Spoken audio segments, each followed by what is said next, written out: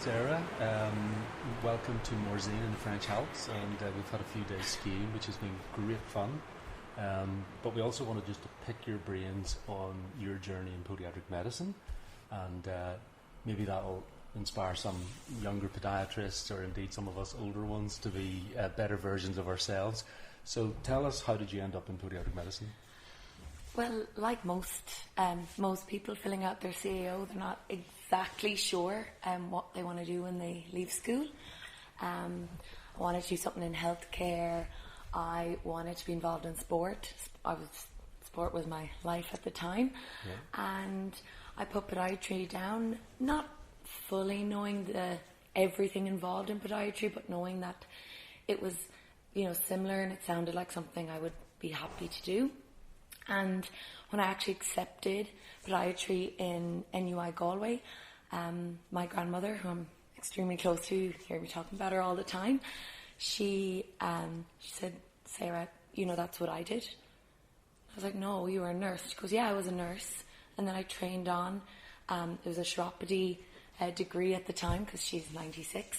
So, yes. And she goes, when I used to pick you up on a Friday, and I'd be bringing you home to her house. She was like, we would stop at the odd house, or people would come into my house, and you'd help me cut dressings. What did you think I was doing? I was like, I thought that's what nurses did.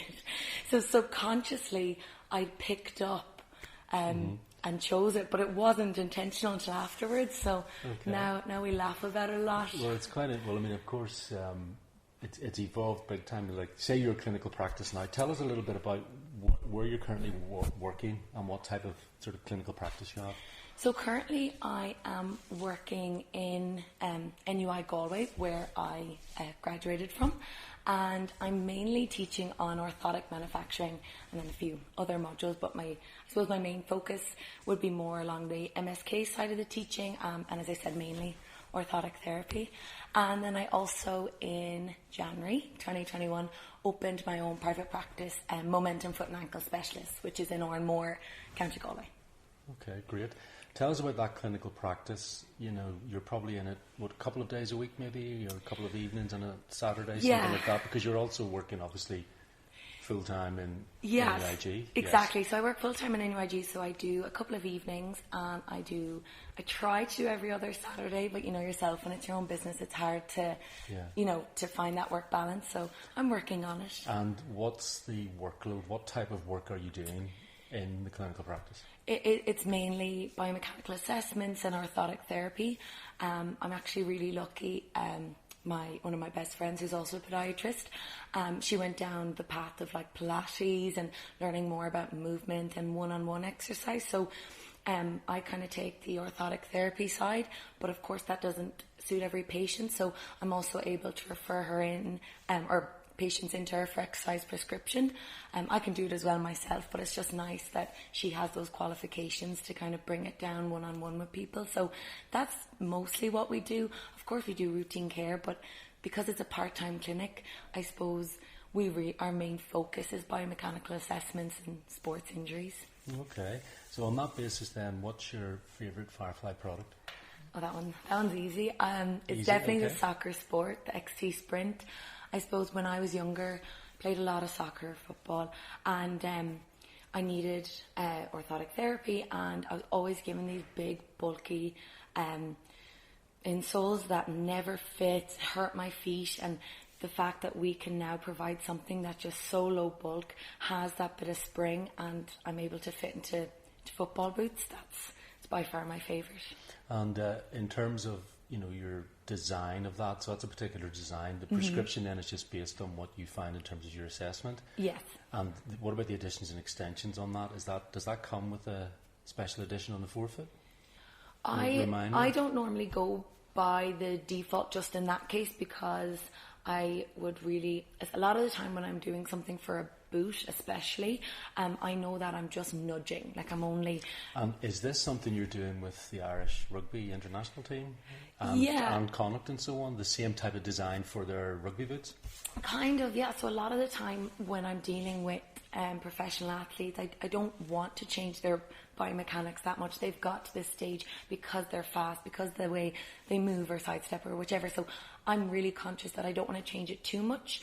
And a lot of the injuries, yourself, that they have, it's their load. So just a little nudge here and there. Just a nudge, because it's not less so their biomechanics and more the load, more their training load and the high intensity of it. It's just a little nudge, as you said, here and there. So I kind of keep it really simple, really low bulk. So tell me, how did you end up in a clinic specialising fundamentally in MSK, podiatric medical therapy, and also then lecturing in NUIG in biomechanics and orthotic therapy? I mean, how does that all happen? Right place at the right time. No, I'm only joking. Yeah. Well, that helps. It helps. No, I've been really lucky.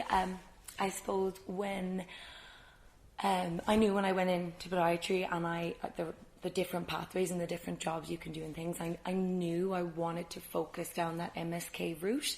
But unfortunately, it just wasn't clicking for me. So I was working really hard at it, had all the lecture notes, all the lectures, answering questions and everything, but it just wasn't clicking. And then Martin McGill came in to my visit.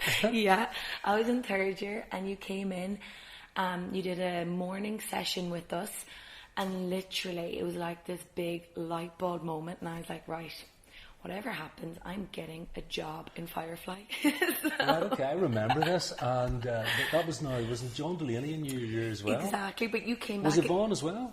Yeah. Right, okay, so you were in all fourth year, your fourth year visit, we would all three have been in the same, that same lecture. Initially, when I spoke, it was in your third year? Yes, And then I came back in fourth year? Yeah. Right, okay. Yeah. Blimey, I mean, how long ago was that now? When was that? That would have been 2014.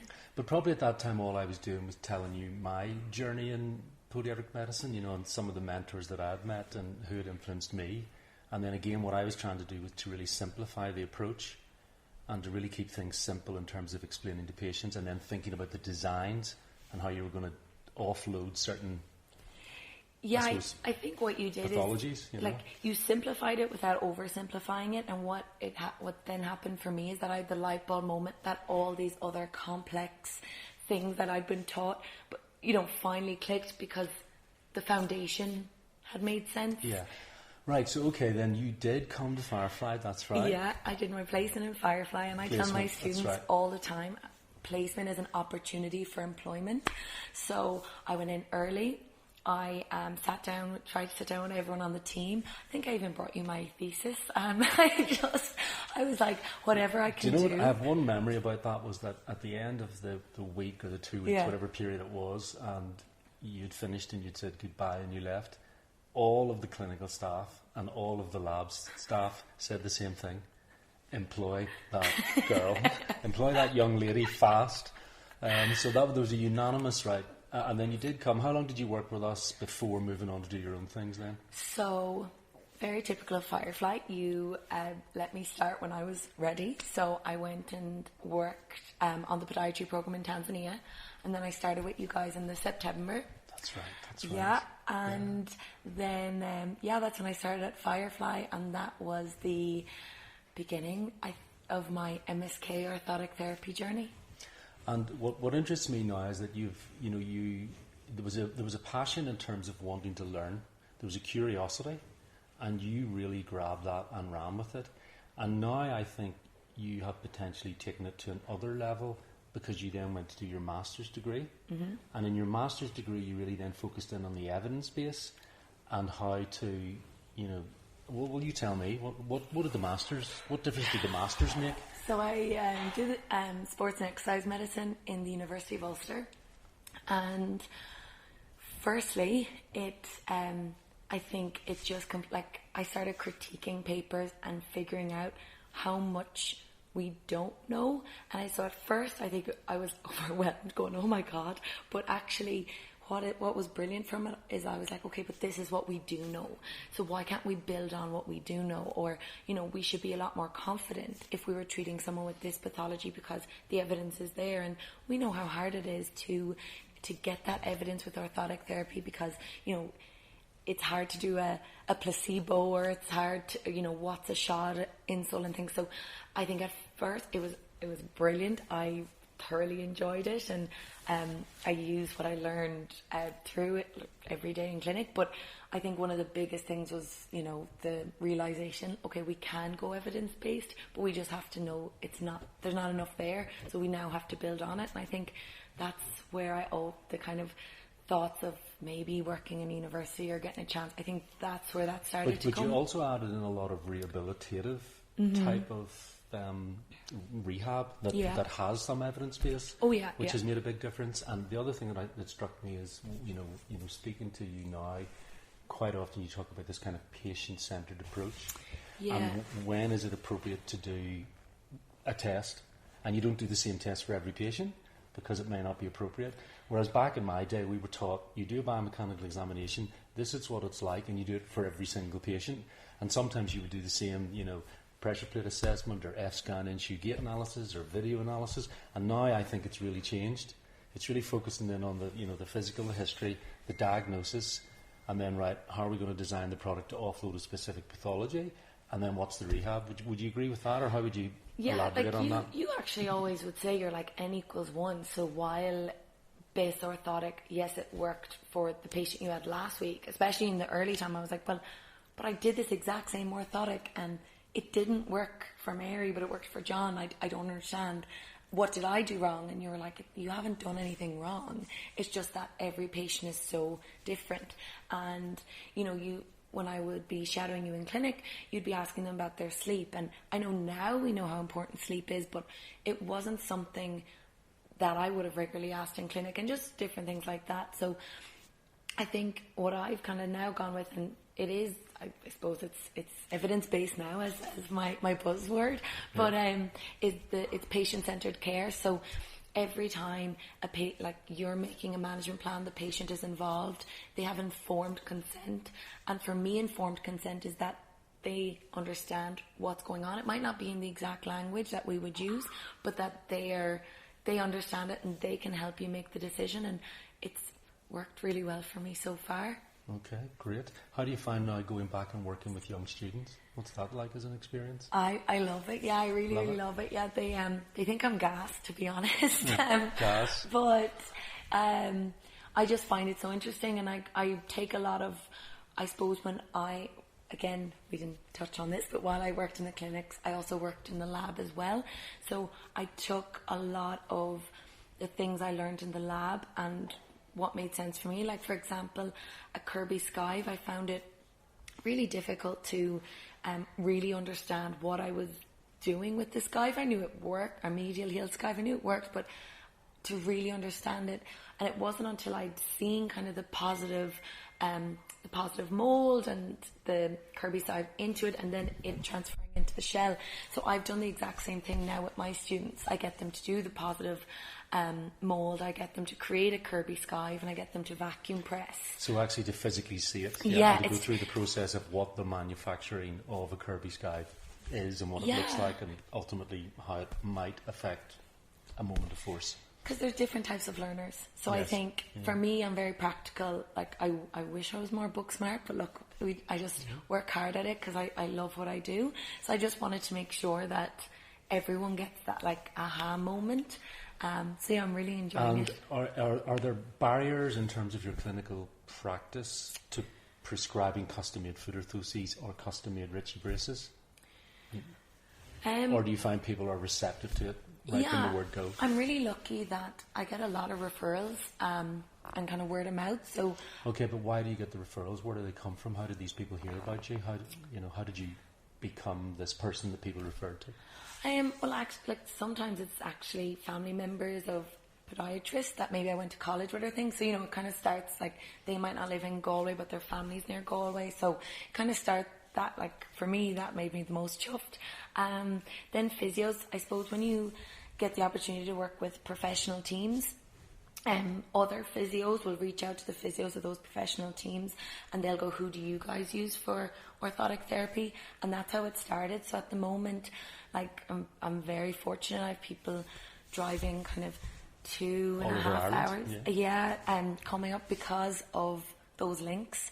And word of mouth as well. Ireland's small, so it helps. Very good. And okay, so let me think. What else will we talk about? What would you like to talk about? Anything that you think we should maybe have a quick chat about before we head out for dinner in Morzine? I think one of the main things about Firefly is not just a premium product. Yeah. The main thing about Fireflies is not just the premium products that you're getting. It's not just that final finish, or you know what's coming is going to be high quality. It's actually all of the other stuff. So it's the technical support. The poor team are probably sick of me at this stage, but honestly, if there's ever a question, if I'm stuck between a decision, they're always there. Then the likes of you mentoring, coming in and, giving advice, but as well as that, I suppose the community that Firefly is trying to create. But I think eventually what happens then is that the knowledge is passed on. I mean, there's other podiatrists that are with us on this trip at the moment, and they would be messaging me now more than you, because I've passed the ball on to you, if that makes sense. You've ran on. Whereas, when you first start using Firefly and you look at that order form and you look at that catalogue, it's quite daunting. Absolutely. So you have to be nearly handheld through the process to understand, this is what this means, this is what it looks like, this is, this is when you prescribe that for that. Yeah, like I tell people, I suppose one of the funniest, maybe funny is the wrong word, but one of the stories that I remember about, how much support you actually give to podiatrists that are ordering was when I was casting for my first Richie Brace, and I was... You told me this story. I did, yeah, and I was actually, I had just graduated, I hadn't cast for Richie Brace before, and it was very clearly foot drop, so, it wasn't something that I could kind of fob off. It was very much, it had to be a Richie Brace. So I got your man to lie prone so I could do the cast, and then I played your video on mute on the iPad and just cast them a few times to see would any of them come out okay. And then I just said to your man, it has to dry, I'm going to just nip out, I'll be back in a second. And I actually just rang you from the clinic. And like that, but you're very calm, very clear. Look, this is what you've done, and I'll help you through the next part. And again, something like that it might sound quite daunting, but you've got a foot drop, so you've got a problem in the sagittal plane. Mm-hmm. You've got the forefoot hitting the ground and potentially causing a trip or a fall. Mm-hmm. And you're able to dorsiflex that foot to 90 degrees. So there is no sort of spastic, spasticity. And what you really want to do then is, we're going to use probably, in that case, was it a Tamarack hinge dynamic assist? See, that was where, so this is where I was stuck. So again, this is where I was able to take videos, take the casts, and then I brought it back to you and the technical team. And once you guys had a look at it, you were like, it is actually fixed. Instead of Tamarack. So at that time, I didn't really understand the different kind of muscle testing and what I was looking for. And I think that's one of the questions that when people are reaching out, even to me at this stage, going, how are you getting on with the Richie Brace, or how do you know when to use what? I didn't. But once you do it a couple of times, you get very confident. And that was exactly the same with me. When we first decided to present Richie Brace AFOs to the UK and Irish podiatric profession, I had to go to Seal Beach, California, to meet Doug Ritchie, to spend time in his clinical practice, and to go through all the exact same things that you're describing. Okay, Sarah, I think, we'll wrap it up here because, light is fading here in Morzine, and we're going to go out for dinner now, and thanks very much, and it's been a blast. Thanks for having me, Martin.